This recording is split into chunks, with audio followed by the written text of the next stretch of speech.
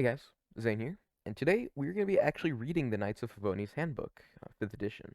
Now, this is something that is brought up a good bit in the quest and even daily commissions, and yet, how many of us have actually read it in its entirety? I mean, if you have, you're probably not here for me reading it, so I'd assume most of us haven't. It's divided into several sections, starting with, of course, Section 1. A knight must exercise vigilance at all times, and must never treat any potential threat to Mondstadt lightly. When it comes to your attention that a citizen of Mondstadt is in need, you must come to their aid promptly and willingly, for it is the fundamental duty of the Knights of Favonius to be of service to the people of Mondstadt. This is a very simple section. There's not a lot to talk about here, so let's just move straight into Section 2. Section 2. When greeting a traveling merchant from a distant land, pay attention to express proper respect and courtesy. Do not exhibit suspicion or hostility towards them, no matter how suspicious they may seem. Approved language. Welcome to Mondstadt, strange yet respectable travelers / wayfarers / guests. Please state your identity and intended destination. The Knights of Favonius are here to ensure your safety. Select the appropriate terms of address accordingly. Prohibited language. Hey, you! Stop right there. State your identity, you rascal, hooligan, ruffian, outlander, trespasser. Welcome to the city of wind and song, otherworldly travelers / Vargan animals / burgeoning storms. Note: refrain from using vulgar or coarse language. It is especially important never to address the guest using purgative non-conflature, for this is certain to make them feel most unwelcome indeed. Now, this is one that's actually brought up a few times in the lore. Specifically, we see Amber and Noelle both doing this, in Amber's story quest and in Noelle's hangout, respectively. And it's even in the main quest, we see this brought up a few times. This is probably the most quoted of the book, although there are a few more things in here that explain some Knights of Favonius actions. Moving on, we have Section 3. Never meet members of the public with an attitude of nonchalance or apathy. A responsible knight must always be ready to offer up both sword and sweat for the people's sake. Accordingly, during periods of rest, recreation, or relative inactivity, you must maintain a knightly disposition and be ready to fully re-engage in work matters at a moment's notice. Approved language. Musing to oneself while on a break. I shall check for any previously undiscovered safety issues in Mondstadt, for I, as a knight, have a duty to safeguard Mondstadt at all times. Or, conversing with city folk at a tavern. As a knight, I am expected to gain an understanding of people's day-to-day needs and concerns. This knowledge is also indispensable to me in the performance of my duties. Note: even when there is no work to be done whatsoever, it is not permissible to take a gratuitous amount of downtime at your own discretion.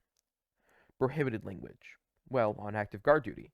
Imagine having a lifetime supply of cider while taking a break. Noelle, have you got a minute? Note: the acting Grandmaster has instructed Noelle to immediately report any work-shine knights who attempt to delegate their existing duties to her. It should go without saying that this behavior is entirely unacceptable. Penalties for violations will take the form of reduced vacation allowance and/or salary deductions. The next time you consider shirking your duties, you are strongly advised to consider whether the consequences are worth it. Now, this just feels like a lot of knights are bullying Noelle by passing off work onto her, and they made an entire rule for it. But hey, I suppose if it's that much of an issue, you probably should get a rule in there. I'm curious, in Section 6, I assume when they do make that, Noelle will be long gone. Is there going to be a new person to take Noelle's place, or are they just going to remove that rule? Who knows? Moving on to Section 4. While the Knights of Favonius respect the important place of wine in Mondstadt's cultural heritage, it is nevertheless expected that knights will exercise self-control with regard to their alcohol intake. It is not permitted to be drunk while on duty, and it is strictly forbidden to encourage or facilitate the consumption of alcohol by minors. Note: Knights of Favonius who are not of legal drinking age are forbidden from consuming alcohol. Accordingly, minors must always be accompanied by an adult coworker when entering taverns and other premises where alcohol is served. So, this just sounds like Kaya is constantly breaking Section 4, seeing as the man is almost consistently drinking, while also consistently doing work, so... Oh, Section 5. This one's a new one. Owing to a recent increase in Fatui activity in the city, knights are reminded that it is forbidden to disclose details of any matters concerning Knights of Favonius operations and strategic deployment to any persons from outside the organization while not on active duty. Basically, don't snitch about what they're doing. It's very simple. Section 6. In the event of a major Mondstadt-wide emergency, Knights of Favonius are expected to lead by example and act to safeguard human lives and property. In times of crisis, when people come to you with questions, it is important to answer them clearly and calmly, and to remind them to prioritize their personal safety at all times. Some approved language. Please, do not worry. The Knights of Favonius will do their utmost to protect Mondstadt. When danger is imminent, please do not panic. Cover your hand with both heads. Cover your head with both hands, and crouch down to protect your vital parts. Then, follow the instructions given to you by the Knights of Favonius crew, who will lead you to safety in a swift and orderly fashion. New. Please rest assured that even though Grandmaster Varka is not currently in Mondstadt, the Knights of Favonius are quite well equipped to deal with the crisis in a swift and elegant manner. Only applicable during the Grandmaster's absence. Prohibitive language. Uh-oh. We've never had to deal with a situation like this before. Even the knights are powerless in the face of a crisis this magnitude. Note, even in extreme cases where the crisis is indeed a kind that has not been seen before, it is imperative that you do not feel overwhelmed in front of members of the public, and that you do not do or say anything to call into question the capabilities of the Knights of Favonius. Now this rule is very interesting for me, this section, specifically because of the Grandmaster Varka one. Now we see throughout how we've played so far that Grandmaster Varka being gone is not really that big of a deal, and that people of Mondstadt don't seem to have cared all too much because, Jean's there. But the fact that they included an entire rule to assure people that even though Grandmaster Varka isn't here, means that the people of Mondstadt, A, have a great amount of respect for him, but also, B, they're kind of worried that he's not here, which is something we haven't really seen from the game a lot. Just another interesting tidbit that I wanted to go over before we move into Section 7. Section 7. When greeting travelers from afar, please act hospitably by informing them of the locations of essential businesses and services, recommending popular tourist destinations, and giving them any further assistance they may request or require. Approved language. If it's your first time here, I recommend visiting the Mondstadt Cathedral. If you're tired, go have some of Mondstadt's famous wine at a tavern called Angel Share. Now, it's interesting to note, not all Knights of Favonius follow this. You'll remember when we first get introduced to, say, Kaya, for example, in the city, he doesn't give us a tour. Now, there's several reasons for this, both that I doubt Kaya respects the Knights of Favonius Handbook more than someone like Noelle, who actually does do this in her story quest, but it's also very interesting. These rules are not set in stone among the Knights. As much as this rulebook may make it imply, a lot of these rules get ignored sometimes, and the more we read, the more it'll be like, huh, why didn't X Knight do this in that one quest? Because, that's technically what the book says. It's just something very interesting I've noticed by reading this several times over to get ready for reading it aloud. But yeah, the next time you interact with a Knight of Favonius for any reason, remember some of these rules, and when they inevitably break one or two, you can be like, ha, you suck. Unless their name's Noelle, in which case, good luck trying to find something they don't do. Moving on to Section 8, though. Remember to espouse the virtues of modesty and honesty, also in your interactions with coworkers and companions. That is to say, be self-efficating in conversation with comrades, and be open and truthful with them. Nurturing and maintaining a sense of camaraderie and solidarity between all our knights is our first line of defense against the enemy. Approved language. That was wonderful. I've never had a battle experience like that before. Note, avoid exaggerating your speech to the point where you become overbearing. Your words and tone should simply express a sufficient degree of respect and cordiality towards your fellow knights. They really like to use fancy language in these books.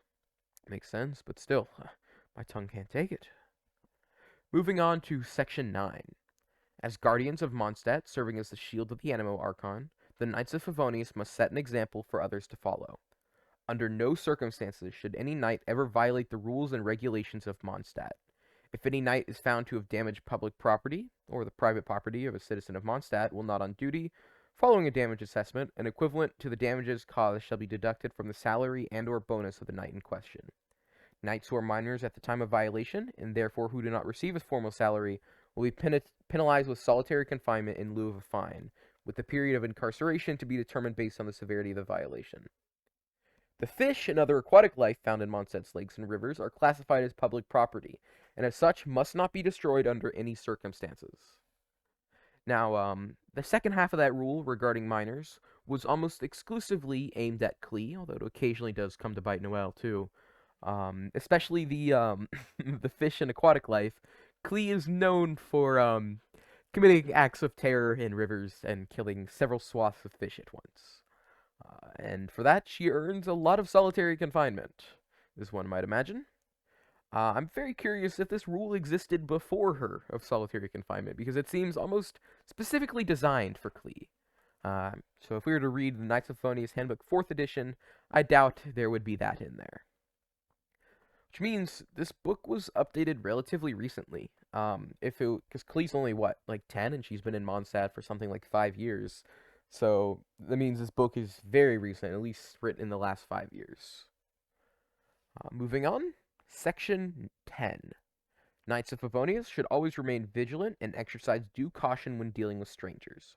Even when dealing with non-hostiles, a knight should clarify to the stranger their rights and responsibilities as an outsider, explaining the rules and customs of Mondstadt in a firm but fair manner. Amendment 1. Extra scrutiny is required when dealing with visiting diplomats from other nations whose activity gives cause for concern. That is obviously talking about Fatui and Shneznaya. Words are hard. But that first part of it is especially interesting because if you'll remember back all the way to Section 2, it was saying you should, when greeting a traveling merchant from a distant land, do not exhibit suspicion or hostility towards them no matter how suspicious they may seem. So Section 10 is basically saying, don't show them that you're suspicious, but you also need to have extreme caution when dealing with them, which I'd say is fair. But it's something interesting to note. A lot of the knights, sorry, I'd say a lot, we've only seen one example of it, have taken that as a sort of contradiction of sorts, when in reality it's saying, outwardly be trusting, but verify. Which is clever, I would say, albeit it shouldn't be stretched over 2 rules. Nonetheless, though, let's move on to Section 11. This is the last section before we get into terminology notes. Section 11. In the interests of preventing incidents involving wind glider users, Knights of Favonia should also pay close attention to aerial activity in the region. Knights are required to perform spot checks on users of wind gliders and ensure that the details therein are current and valid. Should you observe any illegal aerial activity with the city, you should shout to the offender at the top of your voice, imploring them to cease gliding immediately. Should they persist, you should take such further action as is necessary to de-escalate the situation. Note: even if the airborne offender is an off-duty member of the Knights of Favonius, this is no cause for leniency. You have full authority to revoke the offending party's gliding license should you deem this the appropriate course of action. Now that rule, the second part at least, the note, is intended for Amber, the outrider, who is almost famous in Mondstadt for getting their gliding license revoked basically all the time for doing things they really shouldn't with a glider. That is all for the sections. So let's move on to the appendix. This is terminology notes. There are 7 of them. Starting with 1. Number 1. Knightly virtues. Refers to the 3 core virtues of modesty, honesty, and self-control espoused by the Knights of Favonius. The 3 are mutually reinforcing and treated as a collective. Knights must conduct themselves in accordance with these virtues at all times. Number 2. Turns of address. Refers to the various honorifics used to address members of the public, including visitors to Mondstadt. As public servants to the free people of Mondstadt and hosts to others from beyond our borders, we are expected to use the appropriate terms of address in all encounters as an act of courtesy. And education and etiquette is mandatory for all serving knights. That last rule, the education and etiquette is mandatory, seems to have been lost on several members, namely Kaya. But I digress. Moving on to number 3, duty. Refers to our responsibilities to serve the people of Mondstadt and protect the freedom of Mondstadt. Officially appointed Knights of Favonius should refrain from talking flippantly or irrelevantly about their responsibilities or their honor as a knight in their day-to-day lives, so as to preserve the dignity of our organization's reputation. Basically, don't do the all holier than thou, like I'm a knight thing. You're just a person, is what this rule is saying. Moving on to number 4, the Animo Archon, a new rule. The Animo Archon Barbados is the god of wind and song, the grantor and guardian of Mondstadt's freedom, and the one in whom the people of this land place their faith. As an organization, the Knights of Favonius heeds the will of the Animo Archon. This means that we must be prepared to go to war in the event that Mondstadt's freedom comes under threat. Note: need to add additional material on this term. Several members of the Knights of Favonius, and even the Church, seem not to have any belief in the Animo Archon at all. Now this is something very interesting. Because of Mondstadt's freedom, that means a lot of people are free to not believe in Barbados, believe in Venti. And although we know them to be wrong somewhat, I'm pretty sure if they met Venti and knew him as Barbados, many of them who even are religious might even stop. As much as I simp for Venti, I wouldn't worship him as a god. Well, I might, but most people probably wouldn't worship him as a god. So it's something, it's very nuanced, and I respect that as a city of freedom. They're free to not practice religion if they so choose. Moving on to number 5, the Fatui. Diplomats and other agents of Snezhnaya, I don't know why I say it like that, stationed here in Mondstadt. They are afforded diplomatic immunity within our borders. Their activities are shrouded in mystery and deceit, and their intentions are obscure. Warning: always be wary around members of the Fatui. If you observe any suspicious activity, report it to the headquarters immediately while taking care to prioritize your personal safety.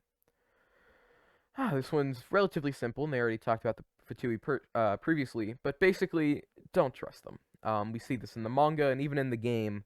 They are not the most trustable individuals. I think, I forget where it is, but they prefer forceful diplomacy, but they are not opposed to just using force. Moving on to number 6, the Abyss Order. An ancient, mysterious group of enemies from the Abyss. No one knows how they came to be or what they seek. Occasionally, they can be spotted causing trouble near Mondstadt. Warning: members of the Abyss Order are highly dangerous enemies. If you encounter one, exercise extreme caution and report its location and activity to the headquarters as soon as possible. Now, this is something interesting. To us players, the mages, like Abyss mages that we see, aren't too big of a deal, right? You know, like you see a Cryo mage, just pull out D-Luke and go to town. But in universe, they are a lot more powerful. Like they are considered something that like you don't fight by yourself kind of thing. Which is very interesting, seeing as we take on several of them whenever we go out, which probably speaks to more our OP power level than anything else, but it is very easy to forget that they are considered highly dangerous threats. Last but not least, the last term is Storm Terror's Lair. Refers to the ruins that lie northwest of Mondstadt. Legend holds that this area was once a city, where a tyrant ruled from his tower. It has since been occupied by Dvalin, who shelters himself there. For this reason, these ruins have now been named Storm Terror's Lair. That is the entire book of the Knights of Favonius, their handbook. Hopefully this was enjoyable to you, and if there's any other material in the game you want me to read, then feel free, tell me. I've personally, I'd say I'd read about 80 to 90% of this game's book material, just because I was bored. I haven't read a few of, like, the longer, like, fiction books in here, but all of the lore ones I've read, just because it interests me. And there's a few more I actually do plan on covering eventually, because I think they're pretty important. But overall, if, I don't know, say you are really interested in the story of Hex and the Hound, which is one of the books, tell me. And you know what? If I get enough better to do, I am more than happy to read that one. But let's go ahead and end it here for today, y'all. I'll see you in the next one, and bye-bye. Have a good one, y'all.